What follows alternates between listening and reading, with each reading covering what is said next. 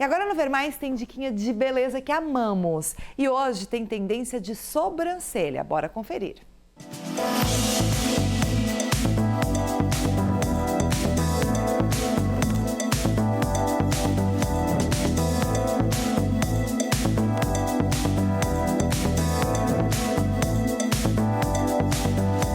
Olha, se tem uma coisa que faz total diferença quando a gente fala de estética facial e autoconfiança, é uma sobrancelha bem feita. É impressionante quando a gente tá chegando perto da hora de fazer manutenção e faz de fato, parece que muda a forma como você se enxerga. E é claro que a gente quer saber quais são as últimas tendências e como é que isso vai avançando, porque vez ou outra surge uma técnica nova, as profissionais vão se aperfeiçoando e a gente não quer ficar de fora disso. Então eu vim conversar com uma especialista que está aqui ao meu lado, a Ieda. Seja bem-vinda ao Ver Mais. Obrigada.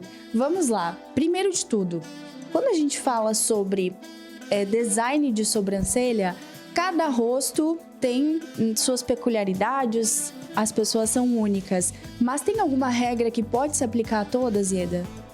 Então, na verdade, quando a gente fala muito sobre sobrancelha, existe sim alguns pilares, digamos assim, do design de sobrancelha que a gente precisa seguir para ter uma simetria legal, assim, para ter um resultado legal. Porém, muito tempo atrás tinha muito essa coisa assim do usar o paquímetro, que é uma régua, digamos assim, né, própria para design de sobrancelhas, em que a gente usava assim e tinha que seguir a risca. Sempre o mesmo formato. Sempre a mesma coisa, 2 centímetros aqui, 2,5 ali. E a gente foi vendo que com o tempo isso não cabia mais. Então, tipo assim, hoje tem sim os pilares que a gente precisa seguir, mas quem dá assim o próprio design de sobrancelha é o rosto mesmo da cliente, né? A gente trabalha com pessoas reais, então uma pessoa tem um rosto um pouquinho maior, outra um pouquinho menor. Então, tem alguns pilares que a gente precisa seguir, até pra gente conseguir ter o ponto alto, aonde finalizar a sobrancelha, onde iniciar, ponto inicial, ponto alto, ponto final, enfim. Mas já foi muito dessa coisa assim de precisa seguir uma regra, hoje não tem mais.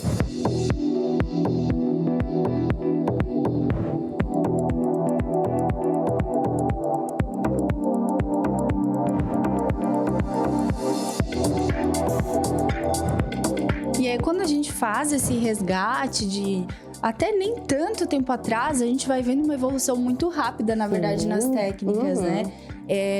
Quando a gente pensa na micropigmentação, teve uma fase que era aquela mais borradinha, teve outra que até tentava imitar os fios, mas ainda nem tanto com delicadeza. Há pouco tempo surgiu nas redes essa onda de uma sobrancelha um pouco mais bagunçadinha, mais arrepiadinha.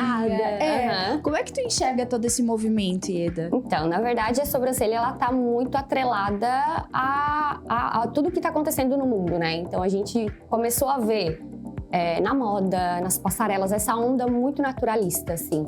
E acabou vindo também para sobrancelhas, o que eu amei, assim, porque, né, muito mais bonito uma Tem sobrancelha. personalidade, né? Nossa, total.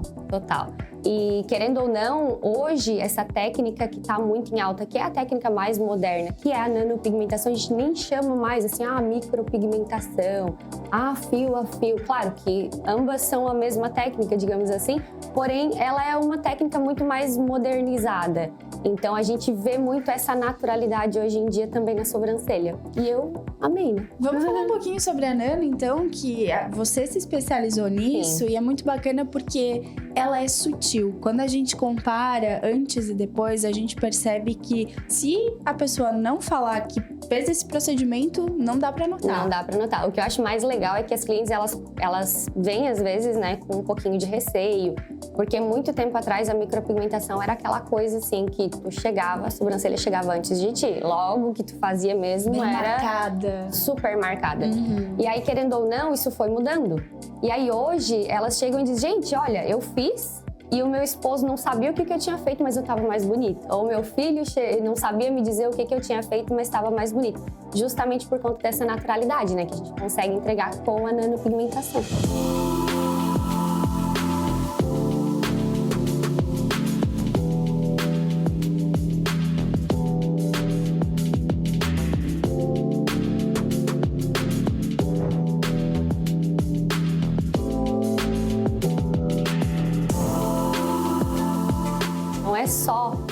sobrancelha em si, enxergar os pelinhos da sobrancelha e pronto. Não, tem toda uma área muscular da nossa face, um lado que a gente acaba movimentando mais e menos. E a nanopigmentação, ela chega para dar essa amenizada. Então, às vezes, uma cliente chega com uma simetria muito grande, uma sobrancelha muito alta, outra mais baixinha, uma mais curta, uma que começa antes ou depois, enfim. E tudo isso a gente consegue amenizar com a nanopigmentação. Daí a gente vai desenhando mesmo os fiozinhos ali onde a gente percebe que cabe e vai tirando, enfim, conforme a necessidade da cliente.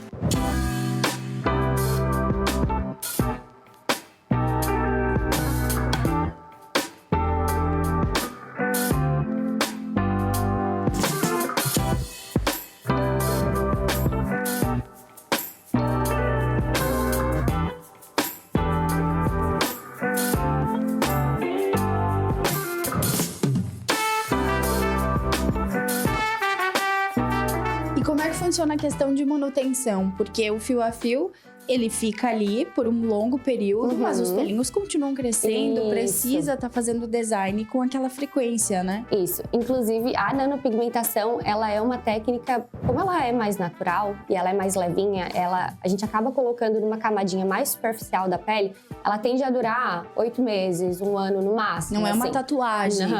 Não é. Longe disso. A nanopigmentação, ela tende a durar 8 meses, 1 ano. E o mais legal dessa técnica é que a cliente, ela pode ficar livre. Tipo assim, ela tem a liberdade de escolher, não, depois desse período, eu não quero mais fazer.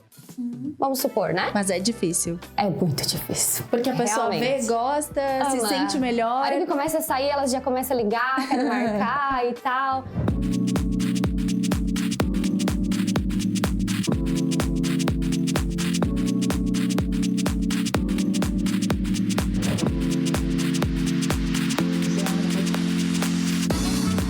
Quais orientações você quer passar para o pessoal?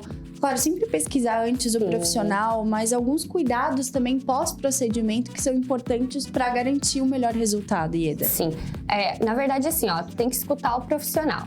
Porque se tu chegou a deitar na maca para fazer o procedimento com o profissional que tu tanto pesquisou, é porque tu confia, né? Então, cada profissional tem um tipo de cuidado específico, tem assim, um direcionamento de cuidado.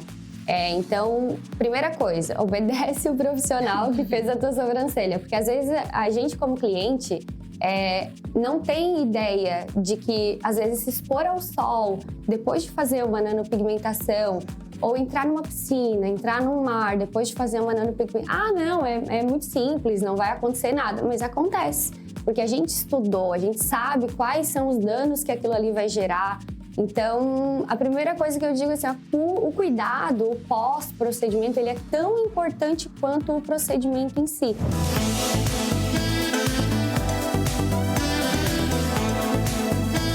Adorei bater esse papo contigo. Muito bom conhecer mais sobre essa técnica e atualizar o pessoal de casa. Obrigada. Imagina.